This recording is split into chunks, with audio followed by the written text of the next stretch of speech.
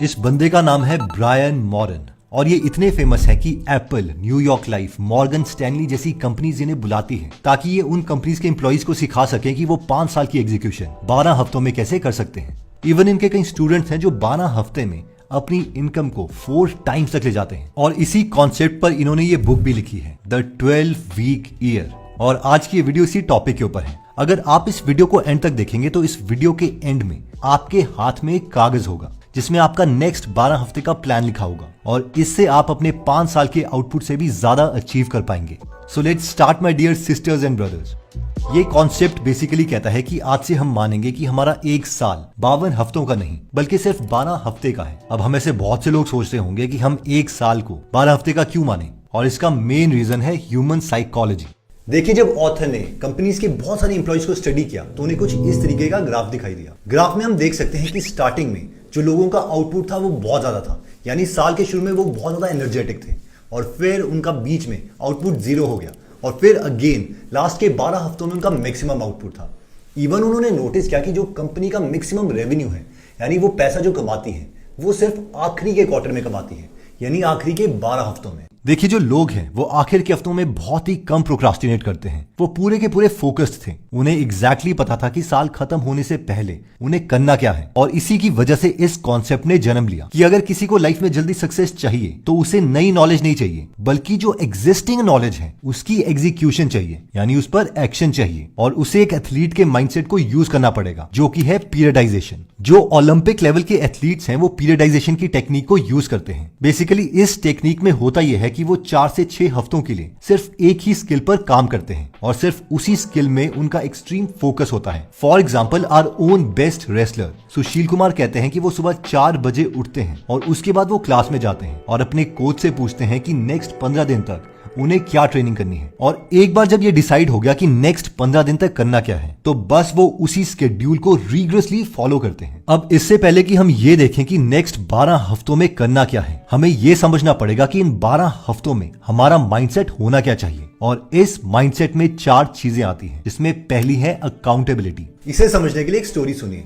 एक बार एक एम्प्लॉय 3 दिन से लेट आ रहा था, जिस पर उसके बॉस ने कहा, यार ये क्या चल रहा है, तेरे अलावा पूरे स्टाफ मेंबर सब टाइम पे आते हैं और तू लेट आ रहा है। और वो एम्प्लॉय बोला, हाँ सर, मैं खुद परेशान हूं। मैंने अपनी मदर को बोला कि मुझे 6:30 बजे एग्जैक्टली उठा दिया करो, और वो 3 दिन से मुझे उठा ही नहीं पा रही है। मैं भी क्या करूं। अब हमें से कई लोगों को बहुत ही हंसी आ रही होगी कि ये तो बहुत ही इडियट एम्प्लॉय है, अपनी माँ का बहाना मार रहा है। लेकिन रियलिटी ये है कि हमें से मैक्सिमम लोग इसी माइंडसेट से काम करते हैं। देखो, मैं इस वीडियो को 5 सेकंड के लिए पॉज करता हूं और आपको इस वक्त पर कमेंट करके ये बताना है कि आप जनरली कौन से बहाने मारते हैं। जो लोग कमेंट कर रहे हैं, इसका मतलब ये है कि वो एक्सेप्ट करते हैं कि उनकी एग्जीक्यूशन में प्रॉब्लम है और वो इंप्रूव होना चाहते हैं, और यही लोग आगे चल के सक्सेसफुल बनेंगे। So your time starts now. देखिए, होता यह है कि हम हर रोज कंफर्ट चूज करते हैं और बहाने मारते हैं कि हम कुछ नहीं कर पाए। इसमें गलती किसी और की है। इवन इस पर एक पूरी बुक भी लिखी गई है जिसका नाम है एवरीबडी इज रॉन्ग बट मी, यानी हम सब यही सोच रहे हैं कि हर इंसान गलत है सिर्फ मुझे छोड़कर। लेकिन जो लोग ये समझ जाते हैं कि उनकी लाइफ इंप्रूव इसीलिए नहीं हो रही है क्योंकि इसमें गलती सिर्फ उन्हीं की है, वो लोग कंफर्ट छोड़ देते हैं। अगर हमें कंफर्ट छोड़ना है तो हर रोज सुबह हमें उठकर खुद से ये सवाल पूछने हैं। पहला, क्या आज मैं सक्सेस चूज करूंगा या फिर कंफर्ट? सेकंड, क्या आज मैं अपनी फैमिली की कंडीशन इंप्रूव करने के लिए काम करूंगा या फिर कंफर्ट चूज करूंगा और इंस्टाग्राम रील्स को स्क्रॉल करता रहूंगा? थर्ड, क्या आज मैं अपनी हेल्थ को इंप्रूव करने के लिए जिम जाऊंगा या कंफर्ट चूज करूंगा और सोशल मीडिया में टाइम वेस्ट करूंगा? 12 हफ्तों में 1 साल का आउटपुट लेने के लिए सेकंड क्वालिटी हमें चाहिए कमिटमेंट की। इस कॉन्सेप्ट को समझने के लिए ऑथर कहते हैं कि एक बार वो और उनके डैड गार्डन में वॉक कर रहे थे और उनके डैड ने कहा कि कल तुम्हारे प्रिंसिपल का फोन आया था कि तुम स्कूल में अच्छा परफॉर्म नहीं कर रहे हो और हो सकता है कि वो तुम्हें निकाल दें। ऑथर ने देखा कि उनके डैड इस बात से बहुत दुखी थे। उन्होंने अपने डैड को प्रॉमिस किया कि वो इस साल हर सब्जेक्ट में एज लेके आएंगे। इस पर उनके डैड ने उन्हें चैलेंज किया कि अगर तुम हर सब्जेक्ट में ए लेके आते हो तो मैं तुम्हें $500 दूंगा, वरना तुम मुझे $500 कहीं से भी अरेंज करके दोगे। ऑथर इस बात के लिए मान गए और उन्होंने स्कूल में इसके लिए बहुत मेहनत करी और हर सब्जेक्ट में परफेक्ट ए स्कोर भी लेके आए। इस स्टोरी में लेसन ये है कि कमिटमेंट और इंटरेस्ट जो है उसमें बहुत बड़ा डिफरेंस है, और वो डिफरेंस ये है कि कमिटमेंट का मतलब है एक्शन और इंटरेस्ट का मतलब है इमोशन या फिर सिर्फ शब्द। यानी अगर हम किसी चीज के लिए कमिटेड हैं तो हम उसके लिए एक्शन लेंगे, चाहे कुछ भी हो जाए। कमिटमेंट करना एक 4 स्टेप का प्रोसेस है जिसमें सबसे पहली चीज आती है स्ट्रॉन्ग डिजायर। जैसे कि ऑथर ने जब अपने परेशान डैड से कमिटमेंट करी तो उन्हें एक स्ट्रॉन्ग वाई मिल गया कि वो किसी भी तरह ए ग्रेड लेके आएंगे, इसलिए वो डिफिकल्ट टाइम में एक्शन ले पाए। Second is keystone actions. इसके बाद हमारे पास लिस्ट होनी चाहिए उन एक्शंस की जो हमें करने हैं अपना रिजल्ट पूरा करने के लिए। थर्ड पॉइंट कहता है काउंट द कॉस्ट, यानी किसी भी चीज के लिए जब हम कमिटमेंट करते हैं तो हमें पता होना चाहिए कि उसकी कॉस्ट हमें क्या देनी पड़ेगी। फॉर एग्जाम्पल, जब ऑथर ने डिसाइड किया था कि उन्हें परफेक्ट ए ग्रेड्स चाहिए तो उन्हें पता था कि उन्हें दोस्तों के साथ गप्पे नहीं मारनी है, सोशल मीडिया में टाइम वेस्ट नहीं करना है, और ये कॉस्ट वो देने के लिए तैयार थे।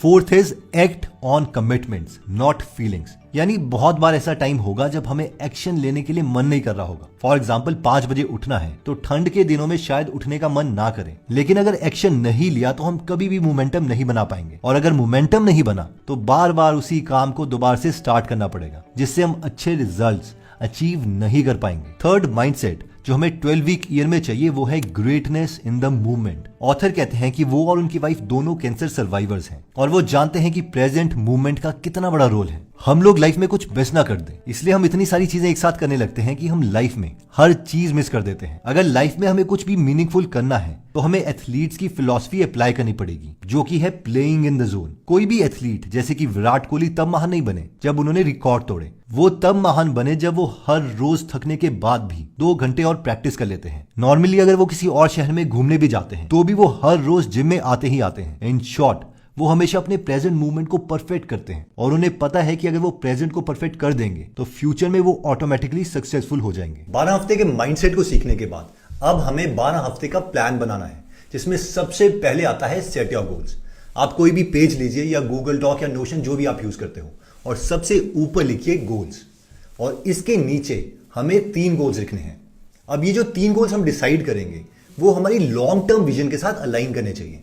फॉर एग्जाम्पल, अगर मैं एक अच्छा वीडियो एडिटर बनना चाहता हूं तो आज जो मैं स्किल सीख रहा हूं वो एक्चुअल में मुझे अच्छा वीडियो एडिटर बनने में हेल्प करनी चाहिए। एक और बात, ऑथर ने रियलाइज किया कि जो भी लोग 3 से ज्यादा गोल्स रखते थे वो कभी भी अपना प्लान एग्जीक्यूट नहीं कर पाए। इसलिए जो हमने गोल्स लिखने हैं वो 1 हो सकते हैं, 2 हो सकते हैं, 3 हो सकते हैं, लेकिन 3 से ज्यादा नहीं हो सकते। चलो मैं आपके लिए 3 सैंपल गोल्स लिखता हूँ। मान लीजिए आप 5 से 10 साल बाद इमेजिन करते हो कि आप 3 एरियाज में परफेक्ट होना चाहते हो, और वो 3 एरियाज हैं हेल्थ, वेल्थ और रिलेशनशिप। तो हम आपके लिए इन 3 एरियाज में एक एक गोल लिखेंगे। अगर आपका हेल्थ गोल वेट को लूज करना है तो हम सबसे पहले लिखेंगे lose 10 kg weight in next 12 weeks. Wealth में बेस्ट बनने के लिए हम लिख सकते हैं कि I will make my first 1 lakh rupees in next 12 weeks. हम अपनी फैमिली के साथ रिलेशनशिप और स्ट्रॉन्ग करने के लिए लिख सकते हैं कि improve my relationship with my family. अब इन 3 गोल्स के लिए हम 3 सेक्शंस बनाएंगे और हर एक सेक्शन को 2 कॉलम में डिवाइड कर लेंगे। पहले कॉलम में हम लिखेंगे टैक्टिक्स और दूसरे में लिखेंगे ड्यू डेट। टैक्टिक्स का मतलब है एक्शन, यानी हमें एग्जैक्ट एक्शन लिखने हैं जो हम अगले 12 हफ्तों में करेंगे। फॉर एग्जाम्पल, वेल्थ में हम ये सब लिख सकते हैं। अगर हमने नोटिस किया होगा तो हमने हर टेक्टिक को एक्शन बनाया है, यानी जो चीज हमें करनी है और कब करनी है वो ड्यू डेट वाले कॉलम में उसके साथ लिखा है। यानी अगर हमने डिसाइड किया है कि हम 1 लाख यूट्यूब से अर्न करना चाहते हैं तो वीक 1 में यूट्यूब के बारे में जितना भी सीखना है वो हम सीख लेंगे, और नेक्स्ट 12 हफ्तों तक हमें हर रोज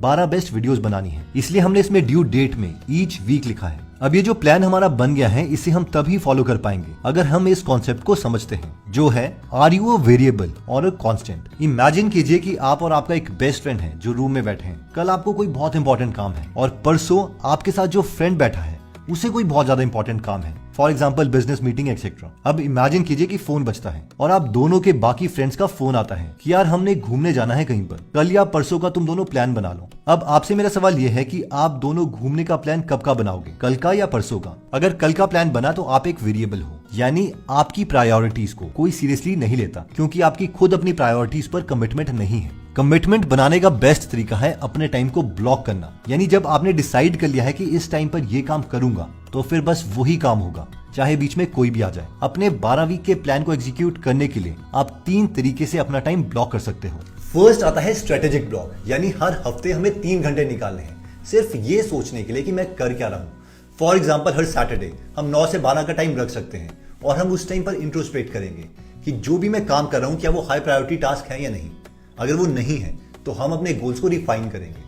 इसमें हम कोई मीटिंग अटेंड नहीं करेंगे, कोई व्हाट्सएप नहीं, कोई सोशल मीडिया नहीं। सेकंड है बफर ब्लॉक, क्योंकि आप फुल कंसंट्रेशन में काम कर रहे होंगे तो आपको मेल, व्हाट्सएप मैसेजेस ये सब आ ही रहे हैं और आप उन्हें अटेंड भी नहीं कर रहे। इन सबको अटेंड करने के लिए हम हर रोज फॉर एग्जाम्पल शाम को जब हम थके होंगे तो 4 से 5 PM तक हम इस काम के लिए दे सकते हैं। Third is breakout blocks. इसका मतलब है कि दिन में हमें कुछ टाइम चाहिए ही चाहिए ताकि हम मेन काम से दूर जाएं और रिफ्रेश हो जाएं। इसमें हमें अपनी बॉडी को मूव करना है और नेचर के पास जाना है। इसे टाइम वेस्ट मत समझिए, यही हमें क्रिएटिव बनाएगा। फॉर एग्जाम्पल रोज हम 5 से 7 का टाइम जिम को या फुटबॉल को दे सकते हैं। नेक्स्ट आता है 13th वीक। अब हम में से कई लोग सोचेंगे कि प्लान तो 12 हफ्तों का था, ये 13वां हफ्ता कहां से आ गया? तो 13th वीक एक एंजॉय और इंट्रोस्पेक्शन वीक है, यानी इसमें हम रिलैक्स करेंगे और सिर्फ फीडबैक लेंगे कि इन 12 हफ्तों में क्या चीजें हैं जो हमने ठीक करी, जो आगे कंटिन्यू करनी है, यानी कौन सी चीजें हमें रखनी है और कौन सी चीजें फेंकनी है। अगर हमने 12 वीक में अपने तीनों गोल्स पूरे फोकस से एग्जीक्यूट किए होंगे तो हमने इतनी एग्जीक्यूशन की होगी जो हम 5 साल ऑफ लूज फोकस से नहीं कर सकते थे।